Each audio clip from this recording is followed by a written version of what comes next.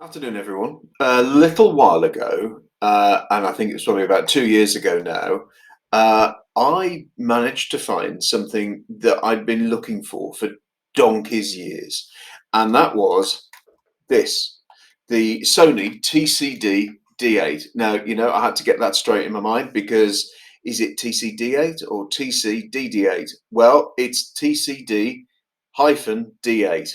And what this was the successor to the famous TCD D7, also another digital audio tape deck. And this particular one was seen as the audiophile edition, if you like, of the Sony transportable stroke portable DAT series. And it's a funny old beast, really, because as a deck, it's got everything you need for home use or even for sort of small studio usage. It's got the full line in, microphone in, power microphone, line recording level, etc., on it.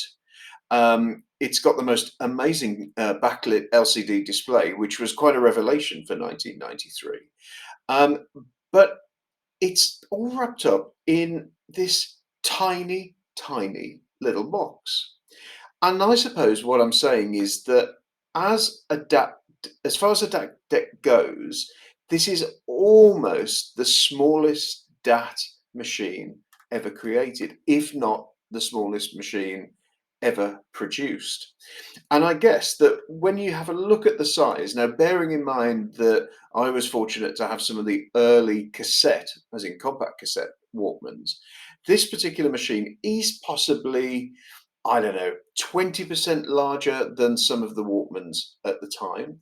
It's certainly smaller than the compact cassette Walkman professional machines that were there at the time. Um, and, yes, it's a little bit heavier. And when you consider that DAT relies on a very similar helical scan mechanism to seen in video cassettes, in Betamax and VHS video cassettes, I often wonder how miniaturization came to be that all of that, plus a very high quality electronics infrastructure, if you like, came into such a very small box. And I think that considering this goes back to 1993, 1994 in the UK, Sony really created something here which should be given far more commendation than it ever received. And I think the reason why it didn't get that recognition, if you like, was because it was digital audio tape. If it would have been almost any other format, it would have been, I don't know, celebrated in the markets. But because of the way that digital audio tape was a format between several stools, that it didn't actually ever get the recognition in domestic circles that it really should have done, this unfortunately didn't last for long. And when I say didn't last for long, Sony produced about 30 to 40,000, I think, of these items, which were distributed across mainland Europe. There's no record of sales, so we don't actually know how many were sold, rather than re-exported or maybe even given away to broadcasters at that time. And what I do know, though, is there aren't many of these in existence now. Now, they are a bit funny in that they do have some quirks about them. And one of the quirks on this particular machine, and I guess you'd probably expect this after 30 years, is that whilst everything records perfectly, plays back perfectly, it has a line limiter or a volume limiter output in here, which doesn't get recognized anymore. So, in other words, if you're playing this back through headphones, you can't adjust the volume level because the machine thinks that it's constantly playing in a line out mode via the 3.5mm jacks located on the side. So, apart from that, this machine is in factory perfect condition. So 30 years old, uh, digital audio tape with all of the miniaturization that was ever required to make DAT or to put DAT into a unit this size, and it's still working. And I tell you something, it still sounds excellent. And one of the things about digital audio tape that if you ever heard it, you'll realize that the sound is uh, incredibly precise. I think a well recorded digital audio tape sounds as good, if not better, than CD. And considering it is a magnetic tape format, so, you know, a bespoke magnetic tape format, it still works and it is still up there with almost any type of digital audio recording that's available here in 2022. So I'm a big fan of digital audio tape, and whilst I'm not a huge fan of Sony as a brand, I think that actually what this was a feat of incredible um, engineering and miniaturization. It really is a testament to everything that Sony as a brand was trying to do in the 80s and 90s to make hi-fi and new technology hi-fi, or to put new technology hi-fi into everyone's hands. Now, of course, this unit wasn't cheap. And even now, if you can find these in excellent working condition, then these are also relatively expensive even now, despite the fact, as I say, that digital audio tape is now a dead format, although you can, of course, still buy DAT tapes on eBay and various other formats because they're still used for data backup. So those tapes will work perfectly in here. But to try and find one of these in almost spotless condition, to include the carrying case as well, and the 6-volt power transformer, or the power brick that this comes with, which is absolutely huge compared to what it should be, is well, I don't know. It's almost impossible to find one in such great condition. Okay, so let's just talk through what this actually has on the side. So you see here, you've got a manual recording level, which of course sets it off in that semi-professional mode. So of course, this could have been used for electronic news gathering, for local radio and radio recording.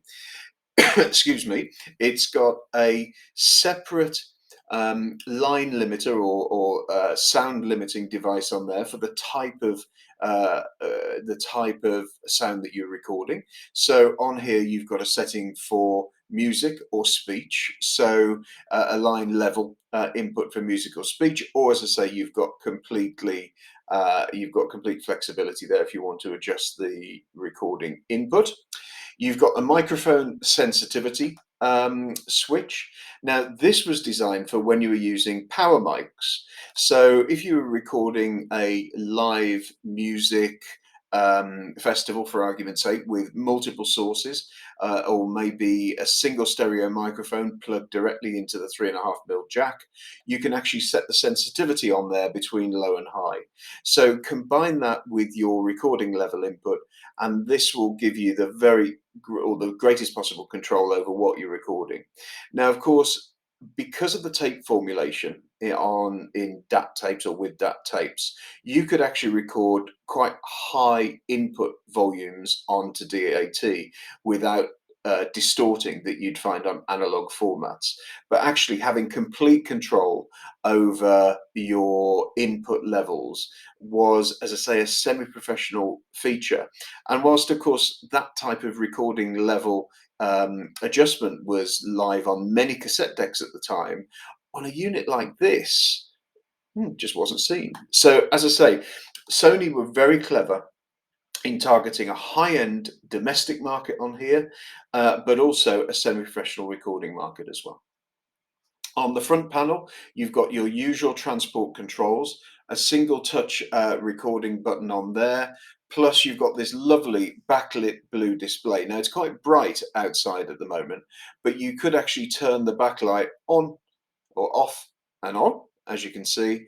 And on the display itself, it will show you the dB meters, so it will show you sound output decibel meters on there, and also all the time status and the track number there on the display as well. It's got a clock, as I say, the counter and the reset button there on top.